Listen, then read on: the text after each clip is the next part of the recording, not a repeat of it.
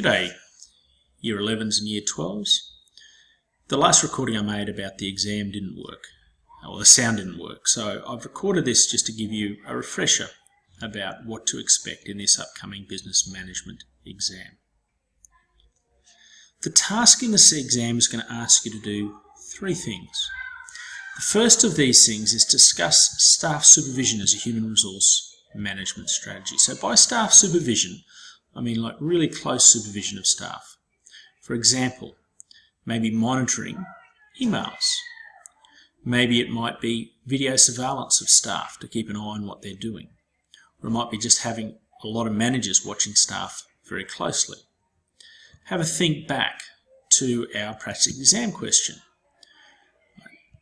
where a person had planned to install video equipment to monitor staff. So the question here is, do you think this is a good idea? And explain why. Explaining your answer there, and try to link it to the theory we've been looking at for human resource management. You're going to be given a certain amount of business information about this case study, so you're going to have to organise that. And maybe, most people will use a SWOT analysis, some might use a second analysis tool, maybe stakeholder analysis. The key thing I'd be saying is that the better students will do a SWOT, but then we'll explain what the issues are that come out of it. And it'll be more detailed. So think about how you can do those things once you're in the exam. A second analysis tool is often really good, particularly if it supports some of the issues. For example, you might do some stakeholder analysis and find out that some of the issues that come out of stakeholder analysis are the same that come out of your SWOT. And then you have to make some human resource management recommendations for the business. Make them nice and specific, right? You can't just say, we need to improve the training in the business. Explain how you're going to improve the training. How are you going to deliver the training? What's going to be the benefit to staff? In fact, what's often a good idea is if you can package all these changes that you suggest, all these strategies up as one program and explain how that's going to work for the staff. There are two other issues that we've talked about here that you might add into your answer to make it more sophisticated. One is the topic of culture. So remember that culture is the shared values and beliefs of an organisation, or the way things get done in an organisation that's specific to the organisation. You might have a culture of hard work, or a very caring culture. You can have negative cultures too. You might have a culture where people tend to be a little bit lazy. So you're asked to comment on that and say, okay, or you're not asked to, but you can comment on the culture and how you might go about changing the culture. There's a lot of content there that could work really, really well. And the second thing you might talk about in terms of sophistication is how you manage change. This is a big human resource management issue, and we've looked at that. It's a bit in the textbook, takes on from some of Cotter's things around change. How do you manage change in an organisation? So there are two areas I think that they would be two very useful tools to have in the exam. How culture works, how change works, and you're going to be asked to do this as the task. Now, if we go back into sector, I'm just going to work through and have a look at some of the key resources. This practice exam question does give you some idea. When we talk about monitoring of staff, we're really talking about the opposite of autonomy. And autonomy is considered like really a positive way of managing staff.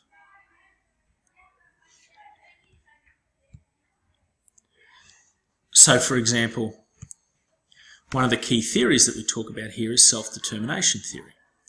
And self-determination theory looks at how well people are motivated. And they talk about, for someone to be motivated, they talk about autonomy. Autonomy really means people are able to work and choose their own ways of working. They're not told exactly what to do. And autonomy is a very positive thing for people in terms of motivation.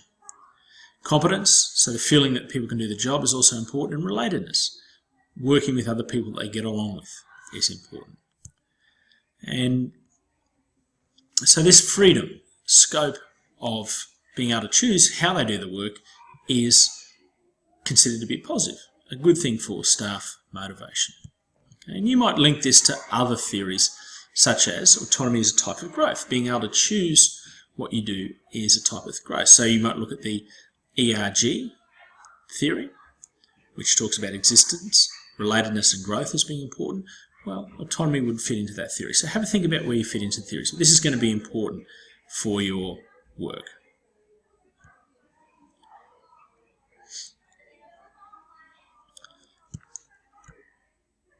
If we go back then, start to go through the content. Change management. We've talked about the elements of change management. Now, you may not talk about all of these in the exam. You might just talk about some of the key ones. So there's a number of different steps that Cotter proposes for change management. And you might just talk about what the important ones are here. You might talk about making it stick, being related to culture, building teams being really important in change, and communicating. So don't feel you have to mention all of them, but it's a really powerful model. Remember, this comes from the textbook, although the textbook doesn't refer to it as Cotter's model. It just refers to it as an 8-step change model.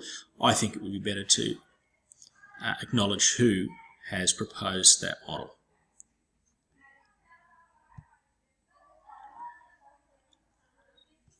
We also look there at performance reviews. There's something you may decide to use as a way of managing staff.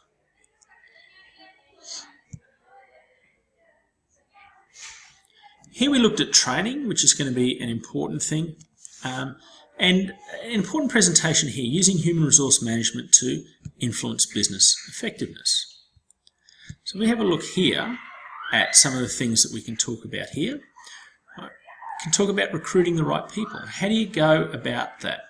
Things like a role, job description, the characteristics you want in the worker, and advertising. How are you going to be innovative and attract the right people to your job? You need to understand motivation. What is it that you see as being part of motivation? How are you going to attract people to the roles? Job design. How can you set the job up so it's more interesting to people? They're doing more enjoyable work. And training. What skills can you give employees that are going to benefit them in their job and the work they do going forward?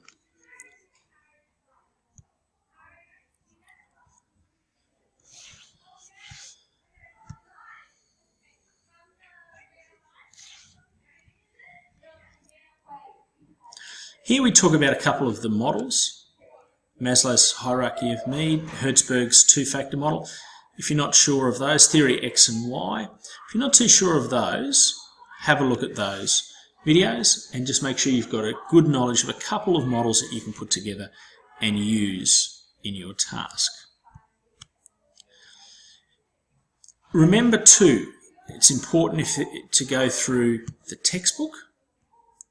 The textbook has a chapter specifically set up on human resource management.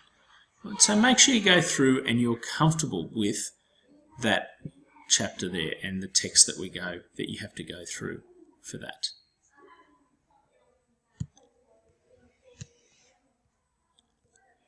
Now that really brings us back to emphasising these two other points that we've talked about that could be important, and that is managing change. Well, managing change, you had those notes from the textbook that were also on a PowerPoint, and culture is something we all looked at in Term 1. So that's something we can come back to too. So have a think about how those potentially could fit into an answer. Other than that, it should be pretty clear what you've got to do. Remember the key things about business management. Use some examples if you can. You've looked at your own business and done your own analysis on a business. Think about how that works in terms of issues like dealing with a medium to small business, which is what you're doing, that's not going so well. Are there some things that you can take? Some other places where you get great human resource management is looking at case studies in Australia of Flight Centre and overseas of Google. And there are plenty of other organisations that you can look at as well. Hopefully you got a few from the presentations that people did for their multimodal tasks. And then going back to the core, you're going to be given some information about a medium to small business. You've got to do analysis of the situation, work out what some issues are, decide whether a human resource management strategy around closely monitoring staff is a good idea or not, and then make some recommendations for the business. Good luck in the exam. I'm looking forward to reading your responses.